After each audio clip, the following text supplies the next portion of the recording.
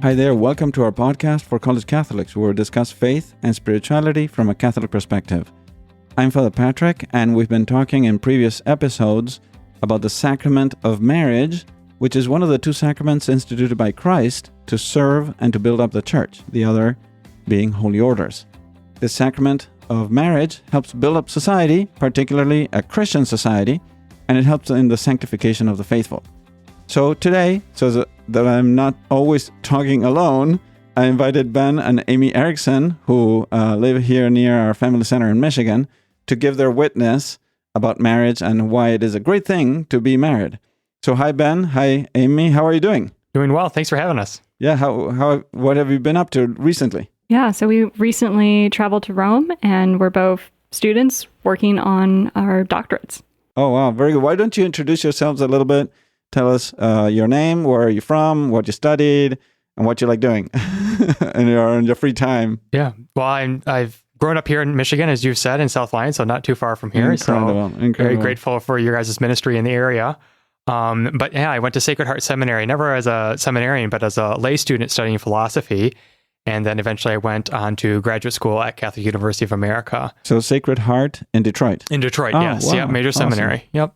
And then went to DC for a bit to get my master's, and then am working on the doctorate. So I finished all the classes and all the language requirements, and so working on the dissertation now. So it's a doctorate in philosophy specifically, but also virtue is kind of the area that I'm choosing to write the dissertation on. Wonderful. Awesome. You, Amy? Yeah, so I'm also a doctoral student. I grew up in Indiana, not too far from here, about 4 hours away. Near Indianapolis? No, closer, a little bit south of Gary, Indiana. Okay. So the northern side. Yeah. And went to Christendom College in Virginia for my undergrad, and then from there went to graduate school. I studied English literature at Catholic University, and that's where I met Ben, and then moved back here. So I guess you read The Lord of the Rings? Oh, yes. Oh, yes. my favorite movie, favorite book. It's very far up there. That's good. Very good. And what do you like? What do you guys like doing and on your free time? Any hobbies that you do, like running or biking or reading? I don't know. Yeah. Well, lots of reading. We like taking hikes and just getting outside in nature, kayaking, being outdoors. Yeah. Anything outdoors, really. Uh-huh. Yeah, I do fishing, hunting. Amy does no hunting, but a little fishing, but she always outfishes me when I go. So all my training goes for naught because she's got the luck. So, but it's Wonderful. good. Wonderful. When you hunt, what do you use? A bow and arrow or a gun? More of a duck hunter, so waterfowl, so more shotguns and stuff like that. Just got into that more recently, but I enjoy just being outside. And Wonderful. Well, very good. Well, thank you for being here today, joining us, in this episode. And my idea is always to encourage young people to look up to marriage, right? So how long have you been married? Why don't you tell me a little bit how you got to know each other? And when did you get married? Yeah, we've been married for just over a year. So a year Wonderful. and like 1 week. So oh, wow, congratulations. Yeah. So it's pretty close to our anniversary. So we're very grateful for that. Awesome. It's been a good year. So it's nice to be in South Lyon and very good. Together. So it's and very Amy, how did you get to know each other? Yeah, so we met at grad school in DC, and I kind of love the story of how we met. So during my college years, I had started praying the novena to St. Therese every year to find good friends. And that I asked St. Therese to send me a rose, and it wasn't a literal rose. It was just kind of some sort of sign that who I should be friends with, who I should work on cultivating a friendship with in the upcoming year. Ben appeared dressed as a rose. Not exactly. But I was praying this novena, and I noticed Ben, like, day one of orientation, thought he was cute, wanted to get to know him. And then as like the semester started, I started seeing him at daily mass at the National Shrine. And so I was like, okay, new grad student, also faithful Catholic. I saw him going up and talking to various people after mass. I'm like, okay, I want to get to know this guy. And then one of my friends from college happened to be visiting me. We were going to daily mass before she had a business meeting. I had classes. And right after mass, she walks directly up to Ben and says, well, hi, how are you? And he's like, how on earth do you know my name? But turned out she had dated one of his friends from high school, knew he was at CUA, and the three of us got coffee the next day. But as we were walking back from that coffee date, the day before Therese's feast day, Rebecca, my friend, turns to Ben and says, so I guess there'll be no more white roses. which was a discussion group that he had led while he was in high school. And so I was like, okay, I definitely want to be friends with this guy. And over the years, that friendship gradually grew and we started dating. And then, continued from there. Wonderful. Any additional information from your side, Ben? No, it was just a long time. We were friends for a long time and then eventually started dating. So it was a very gradual process. But yeah, that's how we met. So a while ago now. Wonderful. That's great. And how did you know, apart from the kind of sign, how did you know that each other was the person you wanted to marry as opposed to some other person? Because sometimes there is that question, right? Is there anything you have to look for to know that this person is the one you want to marry? I don't know. Well, I think kind of going off what I just said, it's gradual. There wasn't like a light bulb moment or anything. But as I grew to know Amy more and discover her character and realizing that her character and who she was is something I aspired to be like, and something that also worked well with me. So it was more of a gradual recognition of who she was and who her character was, and that it worked well with who I am and who I felt God was calling me to be, and who in that prayer and in that discernment, that process, that I could figure out, okay, this is something that God is calling me to marriage, and then obviously God is calling me to date and eventually marry Amy. Mm-hmm. Yeah, and I would say that we both kind of talked about how just kind of the other person fits into our life, into our character, and that I was discerning religious life for a while, and I visited several communities and beautiful life of the sisters and seeing how they love and serve our Lord. But there were some things that parts of my character and gifts that God had given me that it was like, okay, I really love studying literature, and I don't see how that gift fits with some of these communities I've visited. And meeting Ben in grad school and some of the experiences he had had in the past, and some of the ways that he challenged me to grow, just really fit and helped me become even more of a person God was calling me to be that nothing else I'd experienced had. And so the way that he helped me to grow and helped me to grow closer to God was part of how I knew. Wonderful. So, and of course, some people, after dating and when you're about the time that you have to start, thinking about proposing and then getting married, because you can't be dating forever, then some people get anxious, right? So you're anxious at the moment the marriage is coming close. So have you noticed that yourselves or in others? And what would you say to couples or young men and women who are either dating or already engaged and they start feeling that anxiety? Is it something that is somewhat important? It's something common? It's depending on how serious it is. What would you say? I think it depends on discerning the source of the anxiety. If the source is over, okay, is this the right person? And you can locate, certain aspects of their character that you find concerning. Well, maybe then that's something to reconsider and something to put more discernment into, or to look into it, right? Yeah, exactly. So if it's about the person's character, or you see something that might be concerning, that's something to take, I think, seriously within context, but to take seriously. But if it's just about concerned about making such a big commitment, then I mean, there's some of that's good. It is a big commitment, of course. So I think that there's something there that that's normal. But I think that if you've done the proper discernment and taken that time in that prayer, then you can kind of rest in the peace of knowing, okay, there is this anxiety, and I'm never going to be perfectly ready for marriage, Right. And so kind of realizing, if you've done that discernment, that if you're anxious and want to do well, it shows that you do want to do the sacrament well, that you want to live a holy life with your spouse. And then you can trust that God's going to give you that grace if you've discerned that well. So I would say identify where the anxiety is first, and then that kind of indicates how you can respond to it. Mm-hmm. Yeah. And I guess in my own case, that there were moments kind of in our engagement leading up to the wedding where I was like, okay, for most of my life, I thought I was going to be a religious sister, and now I'm getting married. But remembering those moments of like, no, I have discerned this well. I've visited these communities. I've perceived this. I've been praying about this. And remembering those steps of your discernment along the way. And if some of those steps, again, like Ben said, kind of raise some questions of like, okay, well, maybe this person isn't who I thought he or she was, right. or maybe that this thing is more important than I thought it was, then those are good things to kind of look at and pursue a little bit more closely, but also just remembering the process and remembering how God has worked in your life and in your relationship might quell some of those, like the nerves that tend to come up as you're making this big commitment. Right. And then I guess that there's, first of all, and some people who have a natural inclination to be concerned about the future, right? Oh, so yeah.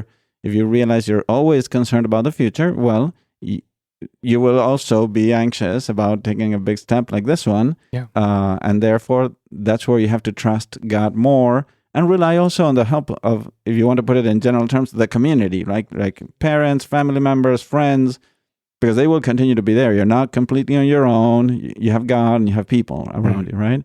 And then the discernment that you said, Ben, how would you distinguish or express that? Because there's people who say discernment and not everybody understands what that means. How is prayer involved in that? And how is consideration, prayer, and then trust, right? Trust in the other person and trust in God as well. Yeah.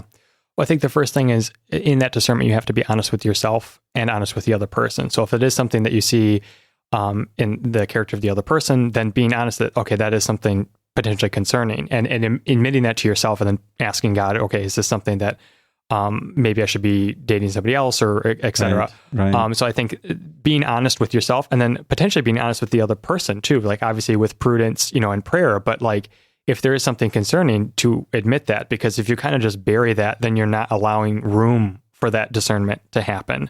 And then you're going to end up denying something, and then it could lead you to make a decision you may regret. But I think if you have that honesty and if you have that relationship where you can communicate, then maybe it's not an issue, or you can talk to people that you trust about that, and that's part of being honest too. So unfortunately, there's not a one-size solution to fitting discernment, but I think at least in principle, the most important thing is not to say, well, that's not going to be an issue. Right. If you see something that's concerning, and it could be about yourself too, like I don't want to put all the like, it's something about yourself. You have to admit, okay, I have this weakness, or there's something that's there concerning.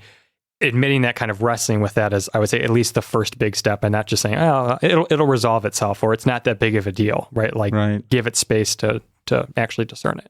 Right. And I guess that's where, first of all, prayer comes in, like time and quiet before God, and let God speak to your heart, and you open your heart to Christ.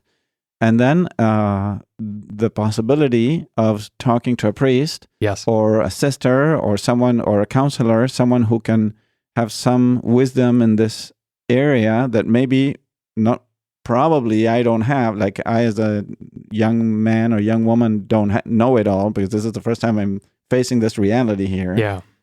So I guess that's important, right? Yeah. Well, Yes. and nobody's perfect either, too. So I think that's the other thing is, in dating and discerning, you're going to realize, okay, I have weaknesses, they have weaknesses. And so that's why I can stress the honesty about working through those, and then actually taking steps to be better in those areas, obviously, of course, with God's grace and the sacraments too. So, right. Yeah, absolutely.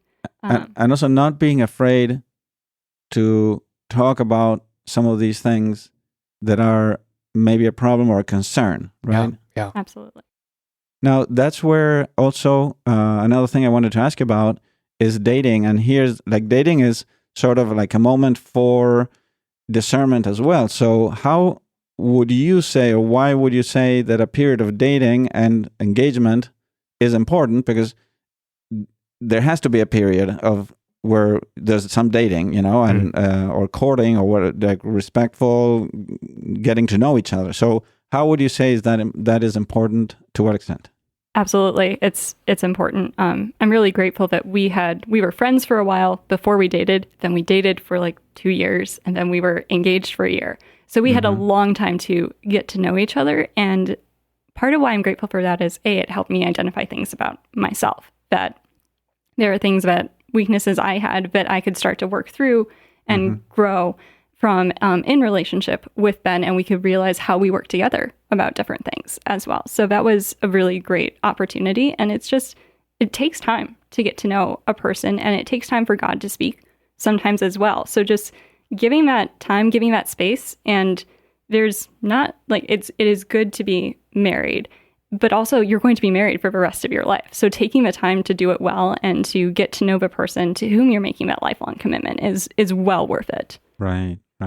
Well, dating and engagement allows you to, of course, address like the big issues and the topics, right? To make sure that you're on the same page about fundamental issues. But I think also, and sometimes I forgot this, and other Catholics forget it too, it's it's good just to have fun with the other person. When you're married, you're not always having big conversations. Like usually you're just making dinner together or playing a board game or just enjoying being in the other person's presence. So I think that like the other good thing about dating is you can just enjoy that time and say, hey, is this person I can just hang around all the time? And not only that they don't drive me crazy, but I actually enjoy spending my life with them because obviously you got to have those core issues resolved. But I think sometimes there's so much of a focus on that we forget, well, it is supposed to be fun and enjoyable just to be with the other person. So I think that that's the other important thing is learning about yourself and learning about the other person in a natural environment and letting it grow naturally. And not trying to force it to be one way or the other, but just kind of seeing where it goes and where God leads you in that gentle manner. Very good. Now, you touched on an issue that I think, or a topic that I think is important, and that is to talk when you're dating about fundamental issues. What would you say are some of those fundamental issues for young couples that are dating and that maybe they're just dating because they like each other and they don't talk about anything that is fundamental regarding marriage? What would you say are some of those things?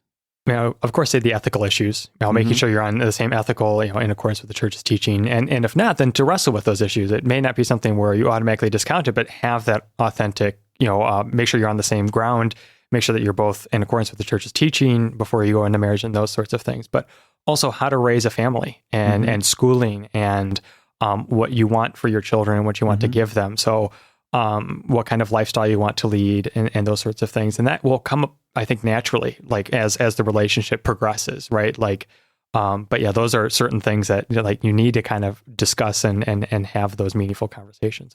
Yeah. And kind of even also just finding, do you value the same things? And if there's a difference in values, how important is that difference? And is that something that you can work together in your relationship with those differing values? Or is it something where you can meet at a midpoint? Or is it something where that's a major important clarification that you need to know going forward with this person? Right. I would say, so just to throw out some names there and you tell me, yeah, no. So one is religion, right? And how you will practice it. Are we making God the center of our lives? Yeah. Going to mass, prayer and so forth. Then what format of family do we want? Like, are we going to both be trying to be businessmen and rich and very successful, each one in his world, or trying to work something together and so forth? The same thing with children and so forth. And what education you're going to give your children, all those things, right? I think that is important at least to talk about.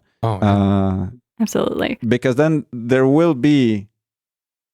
will be addressed eventually. Yes. In one, whether you like it or not, right? So better address it before, right? Yeah, absolutely. We often, we had a lot of those conversations and even some of the quirks and individual things about each other, but it's there's a lot of things in the last year of I knew exactly who I married, and right.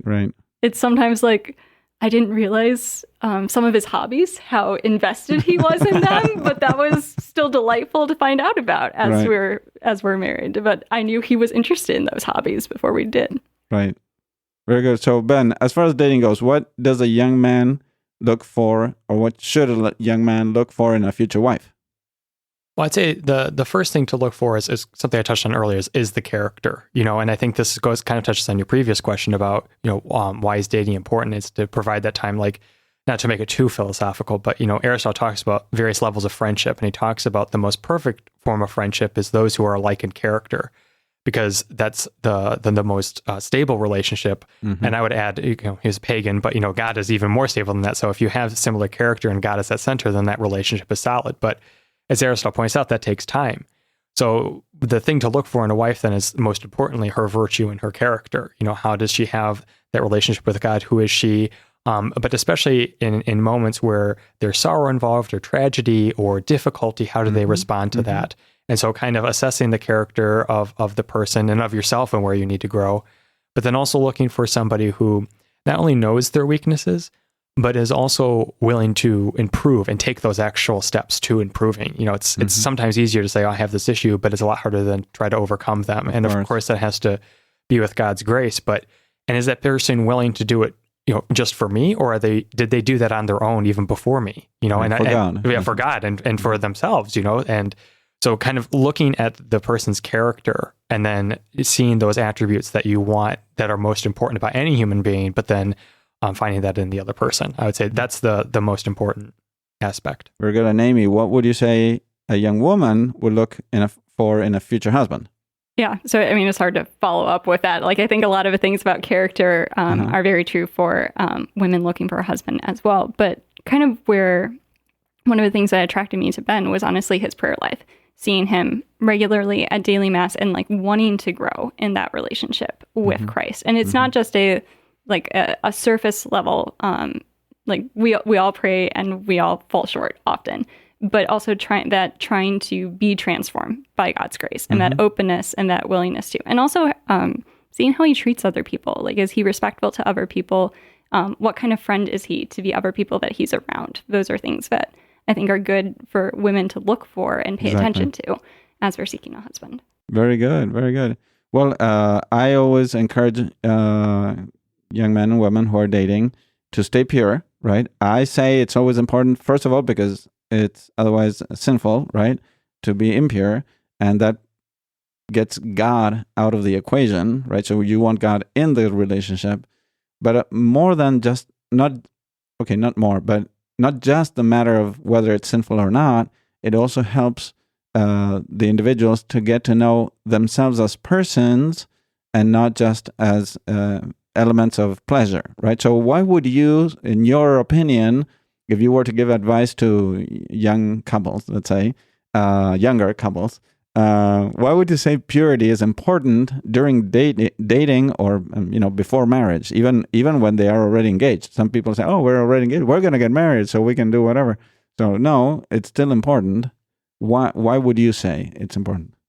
Honestly, it's such a gift when you are married to be able to give that to your spouse. I think is probably one of the biggest things from our own experience. But it's also a time where you do get to know yourself and you do realize where you struggle that maybe you didn't realize before you were in a relationship, and being able to work through that with another person and also unite that to God. It's incredibly, in some ways, liberating. Yeah. I think the other thing too is we think about it as purity as self-mastery, as John Paul II said. So I think just the ability to identify, okay, I have these desires, which are not all bad, right? The desire to be with somebody is good, but how do I control them? Because that doesn't go away when you get married. Like you not only have to have control over your sexual desires, but your desires in general. So this kind of training and dating and engaging to be pure is a training that goes beyond just the element of sexual purity, but just about, again, who you are and your development of your virtue. And how do you deal with emotions, both good and bad, and how do you respond to those? So I think it's even broader. It's about forming you as a person and as a child of God. Wonderful, wonderful. So now talking about marriage itself, right? So we know our Lord Jesus Christ established marriage as a lifelong covenant between one man and one woman, and he, being God, elevated the natural institution of marriage, right, to the level of a sacrament, giving it grace and making it one of the 7 sacraments of the church. So in that sense, it is intended for the mutual spiritual good of the spouses, right, so that they may help each other get to heaven, and when they are there, also for the good of the children, so that the parents may help the children get to heaven. So today, unfortunately, we live in a society that believes less and less in the lifelong, and first on the goodness of a lifelong commitment, but also on the possibility of a lifelong commitment of marriage. So why would you say, and the question, I bring up this question because once it stuck with me, I was talking with a particular student in a particular place, and they were dating. This girl was dating someone, and I suggested, well, then, are you thinking about getting married? And this girl said, no, I'm not planning on getting married. My parents are married. I just think it's a terrible organization that is like ruined. It's like useless. So it just struck me so much. I didn't know, where did this girl get all this concept when she's from a Catholic family and a Catholic school? So here's my question to you. Why would you say that it is good to get married? It's worthwhile. It's a sacrifice, but it's a good thing. And it's better than to just have relationships that many times are sequential. So you have one and then eventually you get tired and have another one, or just living together and maybe having children and so forth. Yeah. So I think there's I have three reasons, I guess. One is our culture often presents dating as kind of like this thrilling thing where there's this relationship and you're trying to get to know the other person, and it's exciting and it's new. And then when it doesn't work out, you get to do it again, right? And so there is some level of excitement there of dating, and it's supposed to be there. But also with marriage, it seems like, oh, we are stuck with this person for the rest of your life. That doesn't seem exciting. But it's actually incredibly freeing because Ben knows me and I can just be myself around him. I don't have to figure him out. Like, I can still continually get to know him as he grows and develops over the years, and that will be a beautiful and exciting adventure as well. But there's also some stability there, and that's really beautiful, that I can continue to grow and I don't have to worry about, is he going to still love me or not, because we've made that commitment. And the second thing is that commitment, even though in some ways it's scary to make a lifelong commitment to someone that, again, most people don't have that experience of, it's also really secure. Like, I know he's not going to leave me because we made this commitment to each other. So I can trust him and I can grow and build on a life together with him in ways that I couldn't if I don't know if this is going to work out. So while some people might look at like living together and not being married is like, well, we don't want it, like, maybe it won't work out. We don't want to have to get a divorce or something like that. But then it's also, you're kind of setting yourselves up for that, because while being married is hard, that commitment also makes you secure. And the third reason is honestly the grace that comes from marriage. I remember as we were engaged in preparing for the sacrament of like, okay, we're doing the wedding planning, but we're also just doing some of the daily things of interacting and being students. And it's like, I just really want the grace of a sacrament of matrimony, because it's hard just doing daily life together sometimes. Well, I mean, of course, all those are good reasons. I would just add to it. You agree with everything. I agree with everything. Yeah.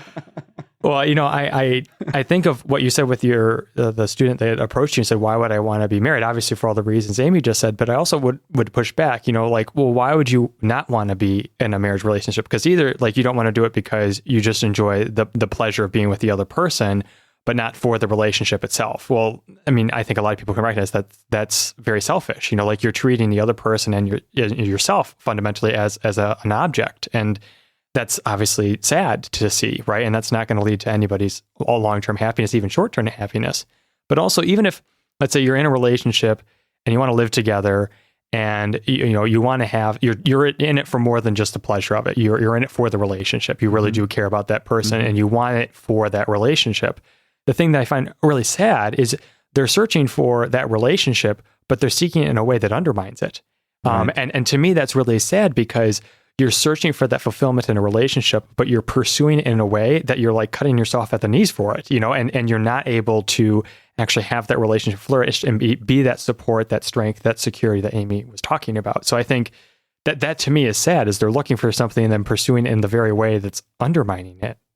Like it's going to be a much greater personal relationship when there is marriage involved than if there is no such long, like permanent, lifelong, because the key is the lifelong commitment, right? Yes. So I'm giving myself to you entirely for my life, and that, well, we're in this together. It's a project from now on, and we want to get to know each other, etc. Things that may not happen. I mean, they may try to make it happen, but it's always going to be limited in a relationship that is like, has a plan B. There's always a plan B, we can start something else with somebody else, Right. So yeah.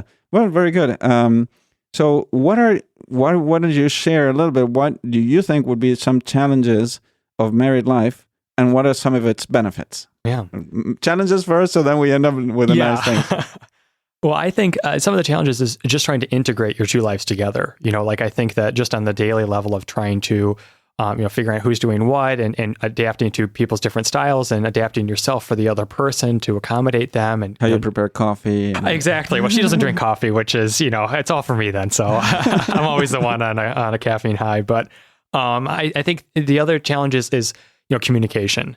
I remember being, before I was dating and engaged to Amy and thinking, oh man, like I'm a really good communicator. And then I got engaged and I'm like, I am not very good at communicating. and so kind of make sure to have that communication skills and develop those. And I think that's something else, like we were able to grow in that in dating and engagement, but then also that's difficult in marriage as well. So I think those would be some. Yeah. I think a lot of that, I think also just expectations of, it's very easy to go into either a dating relationship, engagement, and even there's been some moments in marriage where I expected one thing that I also didn't communicate, and then Ben didn't do what I expected him to do because he didn't know that that's what I expected him to do. And so those kind of mishaps and miscommunications can be challenging as well. And just trying to, again, you've lived two separate lives, you've had different friends, you've had different families, and trying to bring all of that together. There's some bumps that happen along the road, but it's very good when you do find the ways that you do fit together. And what would be some things that can damage the relationship between husband and wife, and then how to strengthen your relationship together? Well, I want to talk about some of the benefits too, because those are good too. Yeah.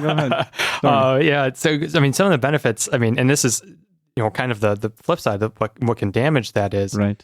Some of the benefits is having that support. I mean, and obviously, emotional support in just daily life, but also the spiritual support, somebody who calls you and holds you to accountability for following God and living up to the commitments that you made. So, and just having somebody that's there to support you, to give you God's grace, in ways that I didn't expect, actually. That's something that was very beautiful that Amy offers, is gives me an example of how God loves me. And I think that, something that can damage that is the lack of communication, is to fail to kind of allow the distance or complacency to allow you not to communicate and not be there for the person and not do those little things that make marriage beautiful and helpful, that God is in those small things that you do every day. So.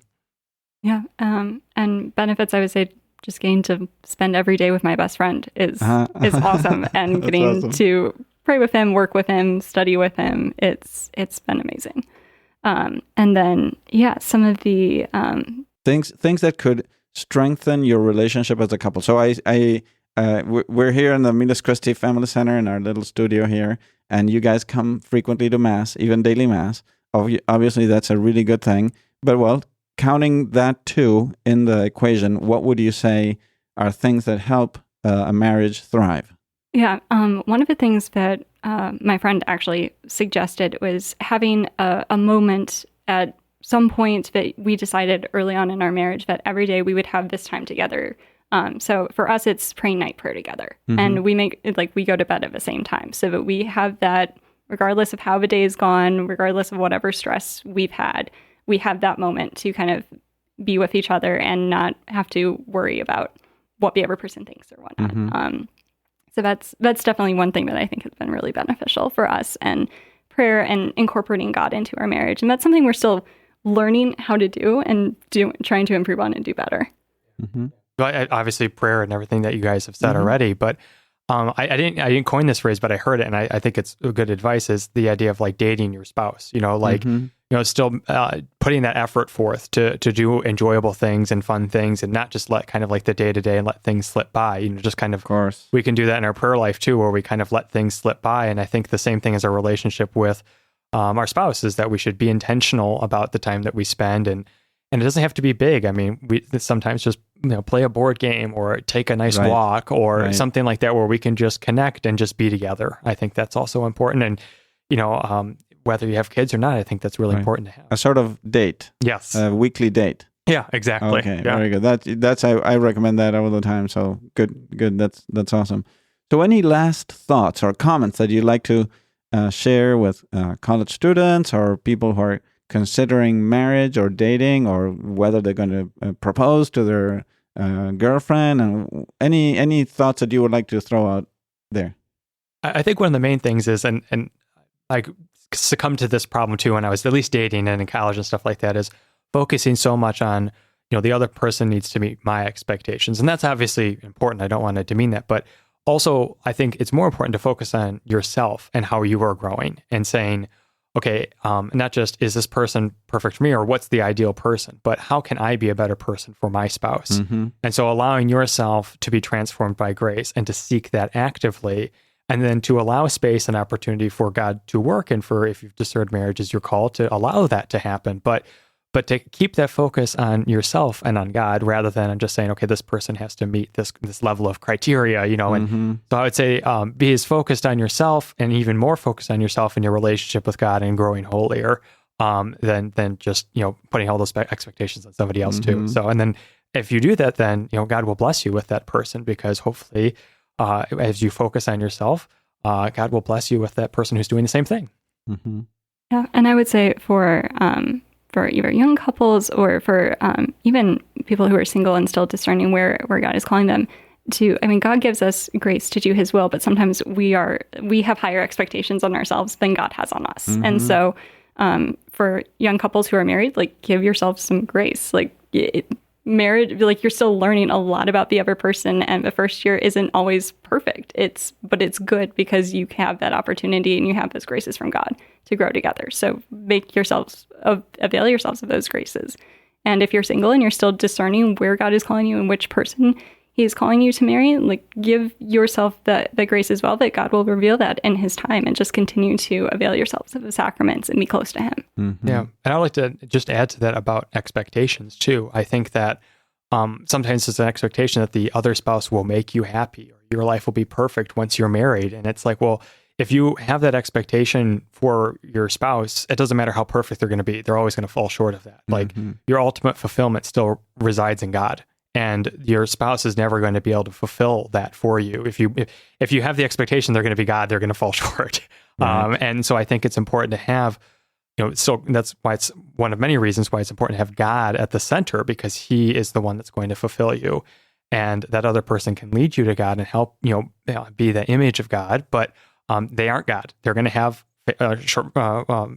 limitations, yes. And then also realize and have those good friendships too, outside of marriage too, that you can be around and enjoy things with too. Your spouse, it isn't everything. So if you're dating and you aren't in a relationship, cultivate really good friendships. That's going to help you grow as a person, grow closer to God as well. So managing expectations is also important. Of course. Very good. All right. Well, thank you very much for being here, for spending your time with us today, and sharing your thoughts. I really appreciate it. I think it's really important. And also thank you everyone for listening today. Let's pray for, Ben, for Amy, yes, please, for their future, for their marriage. And again, thank you everyone for listening. If you've liked this episode, please share it with others. And if you could, please leave a review there in Apple Podcast or Spotify. So thank you, Amy, and thank you, Ben, for being with us today. Thank you so much, Father. Thank you. Very good. God bless you, everyone, and we'll see you next time.